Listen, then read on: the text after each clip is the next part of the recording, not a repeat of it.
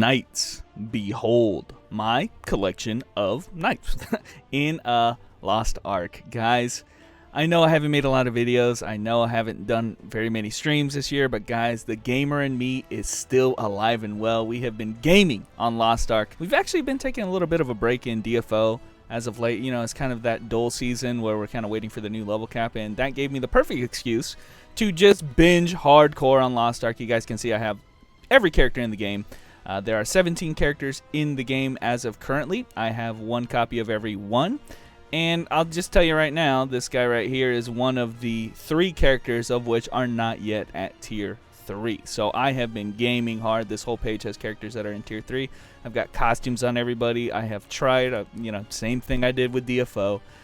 Any excuse I have to play more of the game is the easiest way is to just make more characters. So that's what I've done. I have the last 2 characters I haven't really tried out yet are Sorceress and the Artillerist, and I'll get to them eventually, obviously, hopefully before the Arcanist comes out, and she'll be filling this slot right here. And then shoot, I'm going to be maxed out on characters again. The max character limit is only 18. They're going to have to give me more pages so I can make more characters, because guys, this game is so much fun. Obviously, okay, you kind of have to be a lunatic to make this many characters and play them all as I have. This is not something that I'm just kind of, I make them and forget them like I did in DFO. That game has too many characters. As we jump onto my main character, my Paladin, that game, DFO has too many characters, and quite frankly, it's not beneficial to play all of them because you don't have account-bound mats. And that's kind of the thing about this game, is that it is super beneficial to play multiple alts, and that's kind of why I really love this game. It's like the perfect altaholic game, is you can play a lot of alts. So guys, I am currently in an event area. You guys know about it if you guys are playing Lost Ark right now. This chicken zone, you can get a lot of points, 200 points every time you do this quest zone. So look at this guy, he's trying to bait me. He's in a chicken costume. What a guy. Anyway, yeah, you get a whole bunch of these chicken tokens, and you can trade them for awesome rewards. At least, it's kind of the same thing with DFO. When you are just starting out, or when you're not at the hyper end game with all your characters, everything in the event shops are going to be really useful. So that's kind of where I'm at right now. Got a lot of characters that need all of the materials that are in there, and trust me guys, it is definitely worth doing this kind of menial daily stuff if it means, look at this guy, he's trying to dodge me like crazy. Oh wait, I'm done. It's worth it doing this menial stuff if it means you get a lot of worthwhile rewards, and that's kind of one thing I praise them for. I don't think we've had an event here in Lost Ark yet that has been just not worth your time doing.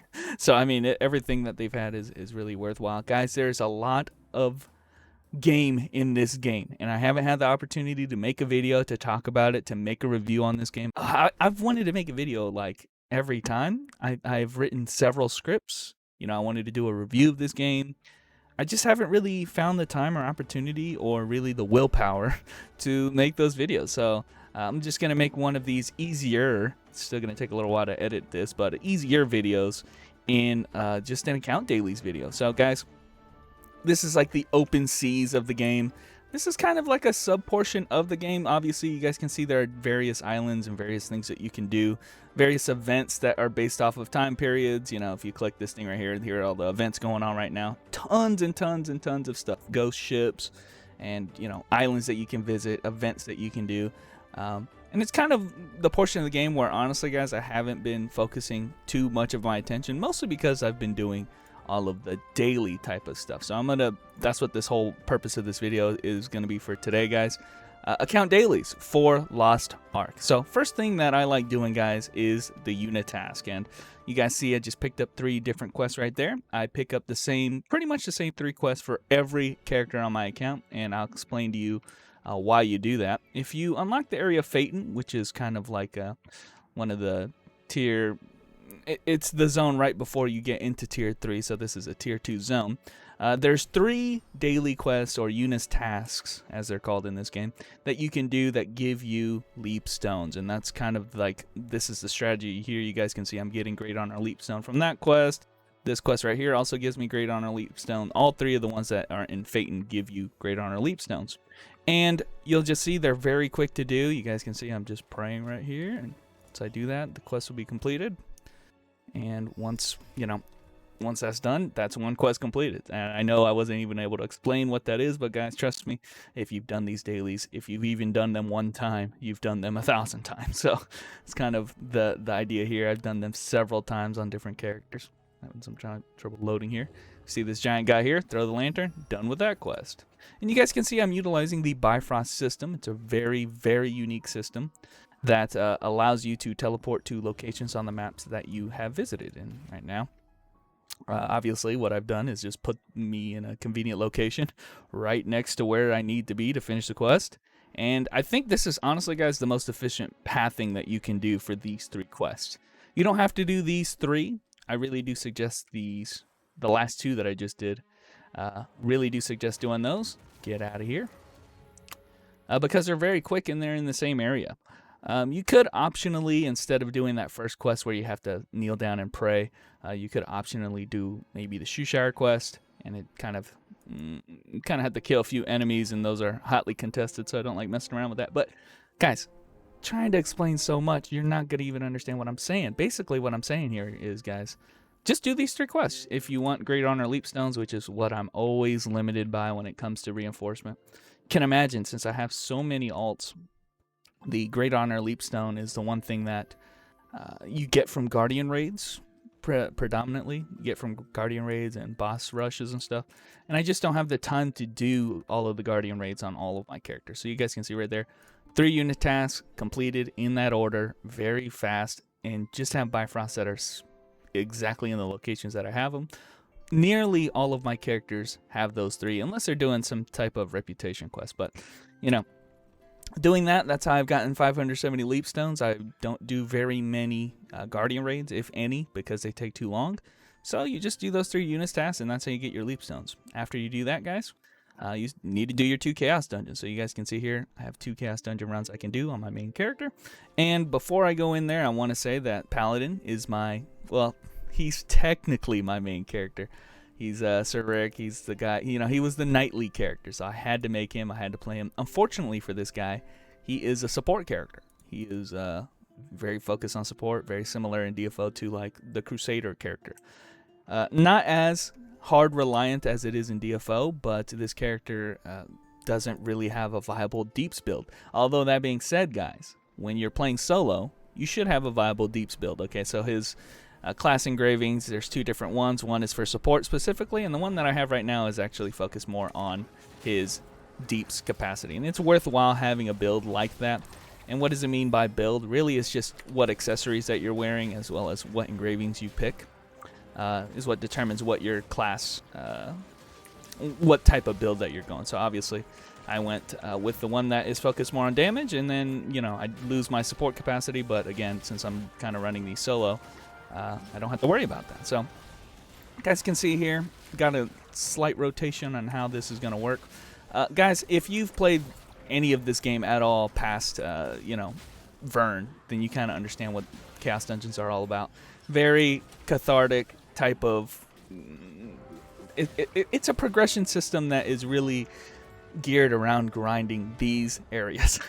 It's Unis Task and Chaos Dungeons, guys. You can get by everything in this game. You can slowly but surely unlock your basically your item levels. You can increase your item levels by doing nothing but these 2 dungeons. Yes, you're gonna have to start doing raids at a later time, but I think I can get by all of my characters to 1370 without ever having doing 1 Abyss dungeon, 1 Guardian raid, 1 anything. You could just do what the 2 things I just showed right there, the Unitask and the Chaos Dungeons, and you can get to 1370. In fact, if I'm gonna be honest with you guys, that is what I did to get all my guys to this level.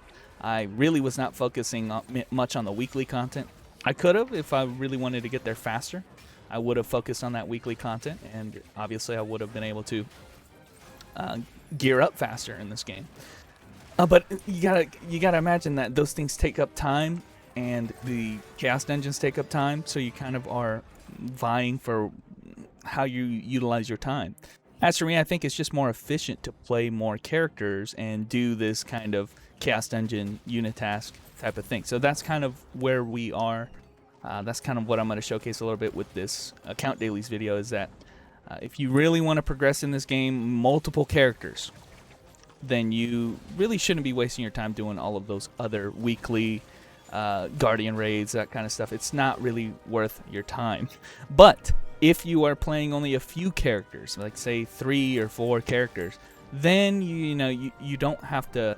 Obviously, you aren't playing other characters, then it is worth doing it. So it's just the approach that I've taken for playing this many characters. It is only viable if you play this many characters. So I've kind of weighed the pros and cons with that, guys. Like I said, I'm so deficient on Guardians or Leap Stones because I don't do the Guardian raids, so that's why the unit tasks are the way they are. You would have different priorities depending on where you are in the gearing system. But overall, guys, Leap Stones usually are what's holding people back. So it's a very useful daily to do that. So as you guys can see here, making short work of everything, just kind of brainlessly going through here.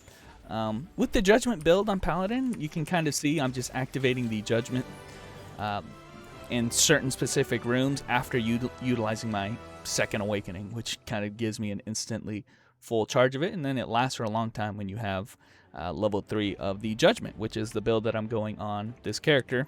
If you guys can see on my engravings here, I'm not really stacking raw stats or anything. You guys can see here my stat distribution is whack, but so he's not really like a viable deeps. He never really was, but having level 3 Judgment and maybe 1 damage engraving is going to help clear a little bit faster, and that's kind of the game that we're playing here. We're playing a game of minutes, seconds and minutes, guys. So if I can save myself a few seconds by just making a build that makes me even a little bit stronger, I'm going to do that. And so assume that I did that run twice, guys, because I got a lot of characters to go through. I'm just going to do 1 run and then switch characters. And you guys can kind of see here, ever since the patch that we got recently, guys, we've had the ability to check what kind of content the character has done. So you guys can see here, I can see right away, okay, I've done 1 of the 2 Chaos Dungeons, and I don't have any more unit tasks ready. So I'm just going to go ahead and move on to my real main, my Scrapper, guys. So she's not done anything yet. And you'll see the kind of approach is exactly the same between the 2 characters. But yeah, my real main, guys, Paladin, like I said, he's a support character. He's a character that is focused around buffing up his team, and when you do raid type content, he's not gonna be anywhere on the damage charts. He's actually extremely pathetic when it comes to damage, and so that's kind of why I've picked a real main, a secret main, one that isn't technically like a warrior knight character. It's my Scrapper, and I think Scrapper is the most fun character I have on my account, and I played all the characters, or almost all the characters. And I think she has such an awesome kit. I'm really enjoying playing her, and hopefully I'm going to be able to show that off after I catch some more chicken. So I'll be back in a sec. The order doesn't really matter, so I'm just going to go into the Chaos Dungeon first thing while I'm still in the chicken area. For some reason, you can't use the Bifrost while you're in the chicken area. I guess they don't want you to save in that area for some reason. But anyway, guys, I really like this character. Also, one thing I should mention is that I personally like having a build for Chaos Dungeons, specifically only for Chaos Dungeons. What that means is basically when you look at your skills, it's all of the tripods, it's all of the effects that, basically all the skills that you normally wouldn't get for raid type content. If it's beneficial in Chaos Dungeons, I like having a build specifically for that.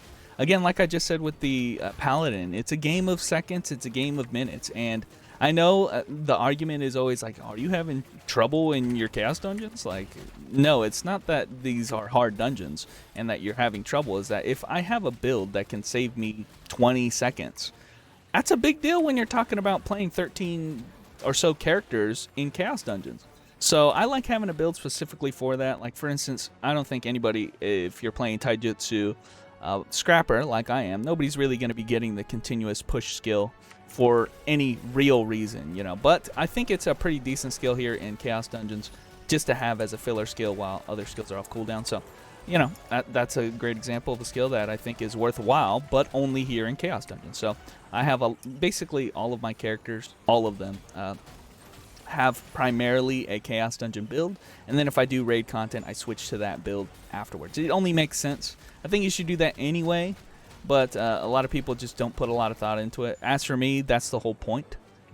That's the whole point of me playing the characters how I'm playing them, is that, I want to try to optimize how fast I'm doing these dungeons. So yes, I'm going to focus on having a build that is better for this type of content, and I don't really care how good it is for raids. I should have a build for that. In fact, most of my characters aren't even doing raids and stuff like that. Weekly raids, guardian raids, they're not doing that. So there's really no point for me trying to focus on trying to make a build that is good for that. So anyway, thought I should mention that because you might look at my build and say, oh, what the hell are you doing? You should have had this skill or that skill. And, you know, what I'm doing is making a build that works for Chaos Dungeons really well. So yeah, this is kind of the routine, guys. Again, like I said, any order, but really it's just these two. This whole video is just me doing Chaos Dungeons, me doing Eunice tasks, and flying off to the sunset. Now, one thing that you probably should do, and I admit I haven't done it very much yet, is set up some of your auto disassembling features. You'll notice that every time I pick up a gear, if it's something that can improve my tripods, it'll show up as I'll have a little tripod symbol on it. Unfortunately, nothing I picked up now has that. But, you know, that's something that you get from Chaos Dungeons. So again, yet another reason, another point to Chaos Dungeons as to why you don't need to do much of anything else is you farm your tripods here. You can farm all of the basically big improvement systems are coming from Chaos Dungeons. The boss from the second floor has a chance of dropping an entry ticket that you can use for either the boss rush or the cube, and both of those are needed for reinforcing and you know, or honing, as it's called in this game, for honing, as well as getting you a bunch of gems for your gem system. So it's really all-encompassing system. Obviously you're getting shards, obviously you're getting these destruction and guardian stones, and you should really be using all of those. And of course, when you do the 2 runs, you're gonna have a big stockpile of them, and that's generally how I've been able to build up a small, decently sized stockpile of destruction and guardian stones on my account. That's the really, really cool thing of why I like doing this, making all of these characters, guys.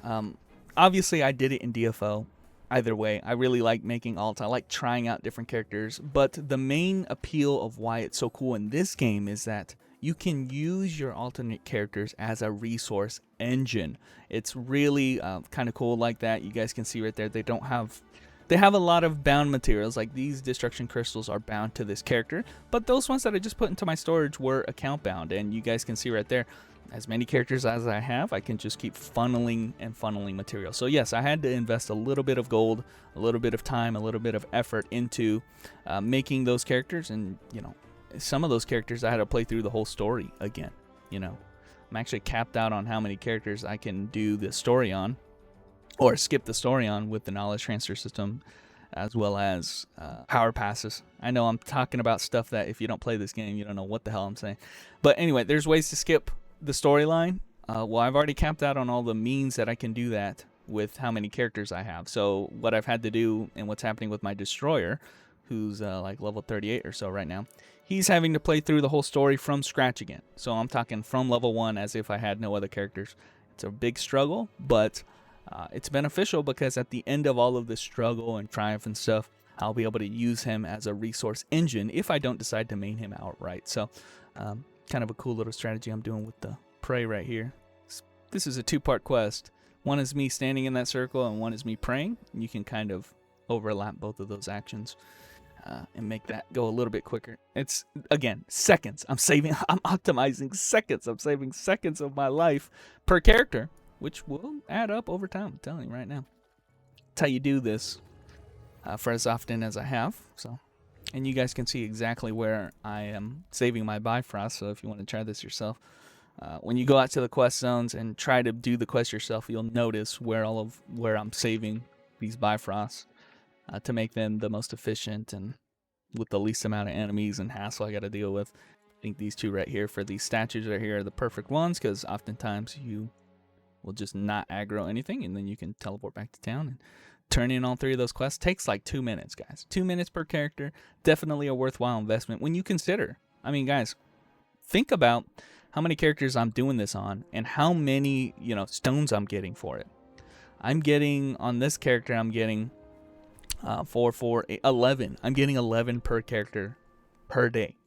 And if I multiply that by the 17 characters I'm going to have on this character, that is hundreds of leap stones that I'm getting for free, literally 2 minutes of time.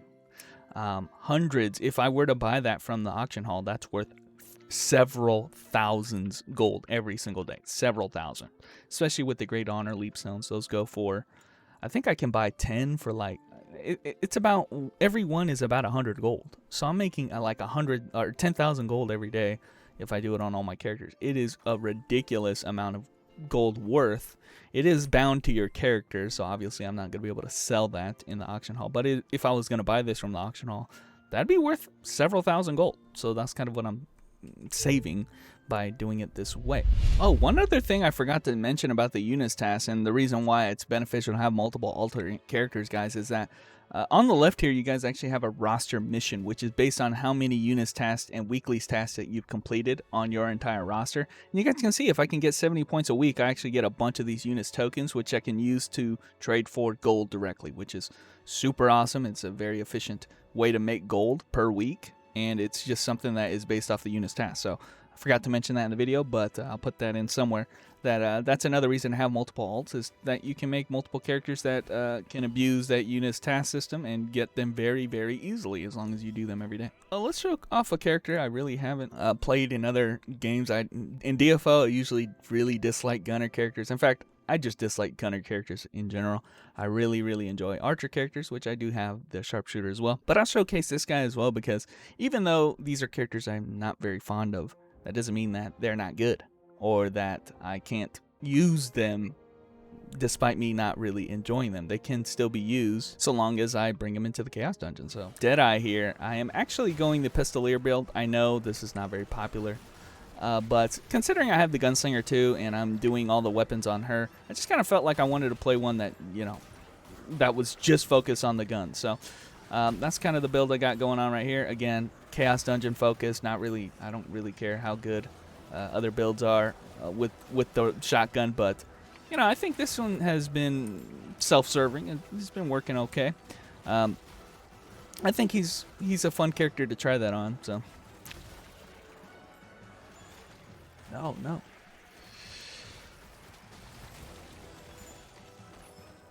And yes, I am just deciding not to get the grenade hit on the end there. I don't think it's all that worthwhile to try to hit that all the time.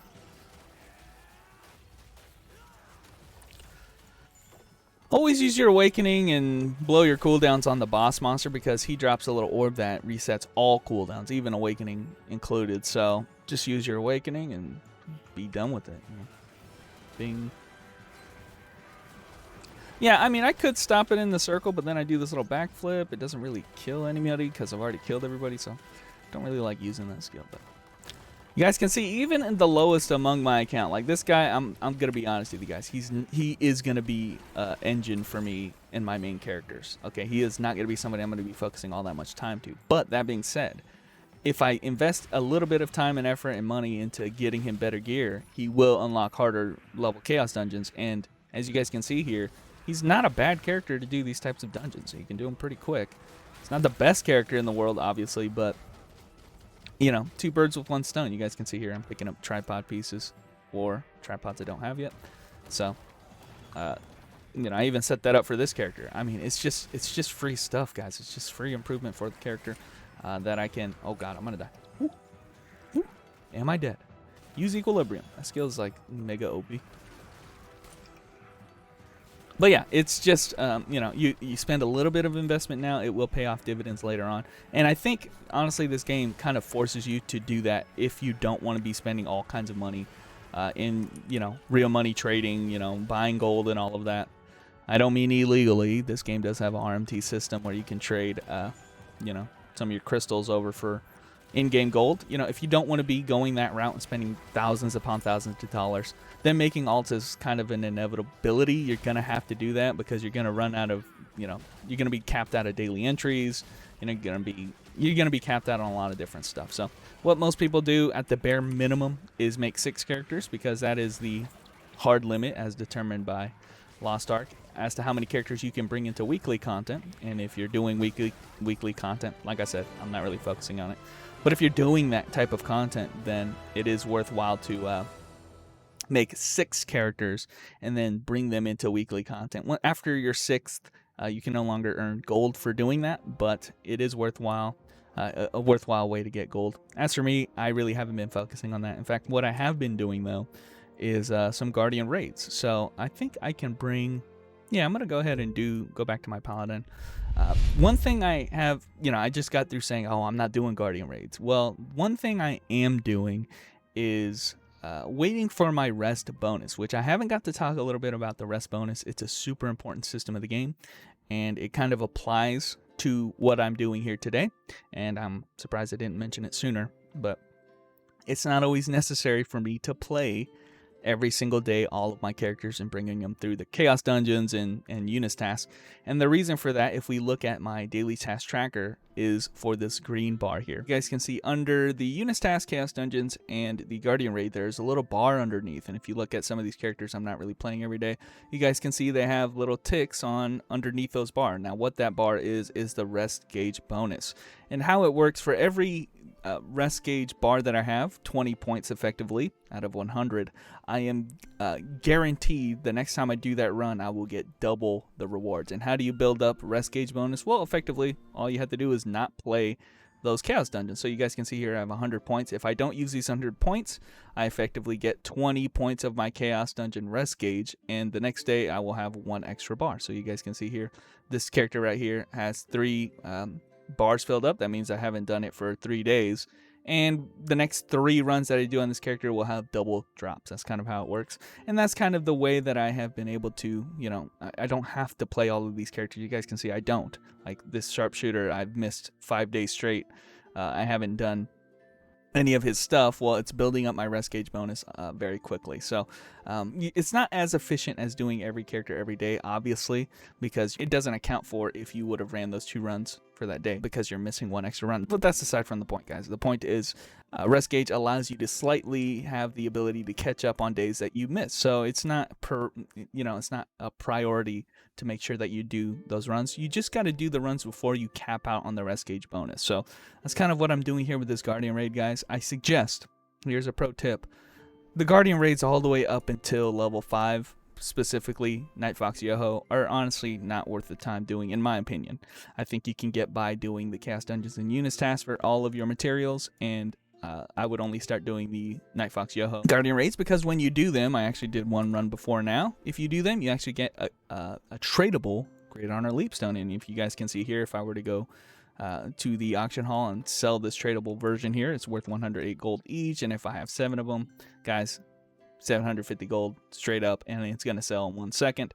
I'm pretty sure it's already sold, like it's gonna sell. That's what I'm saying here right now. So everybody needs them. Obviously, they don't, you can't trade your bound ones, so people are looking for the account bound ones, and I like doing them, Night Fox Yoho, that is, whenever I have rest gauge bonus. I don't like doing it every day because although this is my 4 minutes is my fastest record, most of the time you're looking at times that are 6, 7, 8 minutes long, unless you have somebody who's really strong in the party that can carry, and I don't think that's worthwhile doing on multiple characters. Even though I have a couple characters that could do Night Fox Yoho, I'm gonna have 3 characters here soon that can do it.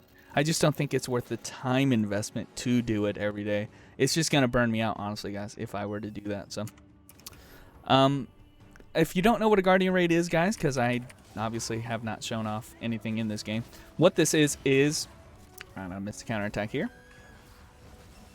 What this is a basically Monster Hunter boss fight. You're fighting an enemy, you don't know what their HP is looking like, and they generally have just attacks and gimmicks that you have to know how to do and kill them. Now I'm playing a support character, so my job is not really to do damage, it's more to provide support, obviously. So what does support look like in this game? Unfortunately, oh, nice counter hit, he actually hit it. Support looks like in this game, it's debuffs right there. I actually provide a damage amp debuff on the boss. I provide a damage amp buff to my team with these 2 skills right here. Actually provide a damage amp buff, debuff. I can provide shields using skills like this. If you stand in my little holy area right there, it's a damage reduction and a little bit of a shield that's applied onto you, and then healing as well. So I have healing with shield and healing combined into 1. So that's kind of what it means to be a support in this game. I'm playing the Paladin. The other support character as of now is also the Bard character. So you guys can see it's very, oh, nice. Somebody's using Pheromone Bomb. I was going to use that myself, but one thing that happens when you dish out a lot of damage on the boss is it will attempt to run away, just like Monster Hunter, one of the most annoying things in Monster Hunter, to be honest with you. And you can use battle items, bring battle items that are specifically designed to keep the boss there, use a flare to find out where the boss is.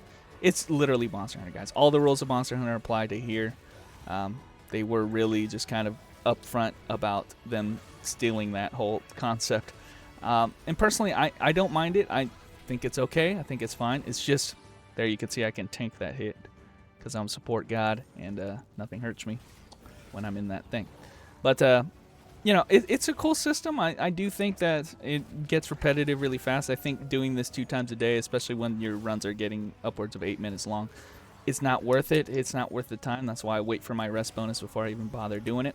But it is worth it. Honestly, guys, if you're looking for gold and stuff like that, if you're trying to sell the materials, doing this is worth it because it gives you material that you can sell in the auction hall for a lot of gold. Most people, honestly, are not doing that. Hopefully we can break through this. Nice. Yeah, we luckily have characters that... Oh, shit. Didn't even do that. Luckily, we have characters that are really good at staggering. You know, he has stagger checks. He has frontal attacks that we can counterattack him on. Use the pheromone again. Nice. I'm going to use my big support skill right here. This is the Blessed Aura. It provides a damage buff. It provides a AoE recovery field. It's just overall really, really effective as a support skill. And really what you're trying to do with this character is trying to cycle between your damage amp buffs, keeping the debuff on the enemy, cycling between your 2 different damage amp buffs, and you know, you have to kind of build cooldown to be able to do that. Put that down, and I literally took no damage. So I'm going to try to hit him with this right here, which is my Awakening. Gives you a huge shield, yet again another shield, as well as builds up my identity gauge so I can cast my Blessed Aura again. So supports in this game, guys, I do have to admit, I don't like the support archetype because, you know, it kind of... it forces one specific way of play, and I wouldn't mind that so much if the Deeps version of this character was not only viable, but okay. I'm going to actually do a strategy here that involves standing right in the middle of this gimmick attack. Usually you want to avoid this whole tornado, but since we have a Gunlancer character, he is tanking through it entirely by ensuring we don't get CC'd. So there's a lot going on right there. But guys... I like the idea that this game has a support role for people who like playing support characters. I just wish that it didn't come at the cost of killing my Deep's capacity like it did on this character. So, GG. That was a really, really fast run. That was probably one of the fastest runs I've ever done, yeah. So, again, because I have the rest bonus, I get double drop. So, usually when you kill the Guardian, you get a Guardian Soul, just 1. But because I have the rest bonus, I'm getting double the reward. So that's kind of the whole point with the rest bonus. I was healing like crazy, bruh. I was the MVP. Anyway, guys, that's kind of how this system goes. I get double the rewards, and I can just take those Great Honor Leap Stones that I got that are tradable and then put them in the auction hall, and that becomes a very, very good source of money. You guys can see the 7 that I put in earlier sold, no problem, and I'm going to go ahead and put the other 2. And that's really one of my easiest ways to make gold in this game is just doing that, those 2 runs. And because I'm playing a support, got the Gale Wind rune, nice. Because I'm playing a support, it's easy to get MVP, and everybody loves you. You know, that's the thing. When they have a support archetype in the game, they usually are some of the best in slot characters. Unlike DFO, they're not required for content, like you can do it without it, but it's hard to deny the invaluability of debuffs, of shields, of healing, of, you know, giving damage amps, of, you know, all of that. This kit is super, super good. You can bypass a lot of gimmicks. It's hard to deny how good that is, so because the Blessed Aura build, the support build is so good on Paladin, it basically kills the viability of any other build on this character. I can't go Judgment. I can't try to do Deeps Because if you're doing that, you're basically sandbagging. It's kind of the unfortunate reality. I don't like playing sports. I love knights. I love my guy's mustache. But unfortunately, the deeps build is just not viable enough to replace how good the support build is. But anyway, guys, obviously, this is not what I would, my day is very, very long. I have to sign into every one of my characters and do, especially the ones that have their rest bonus gauge maxed out like this one. Let's go ahead and do his type of stuff.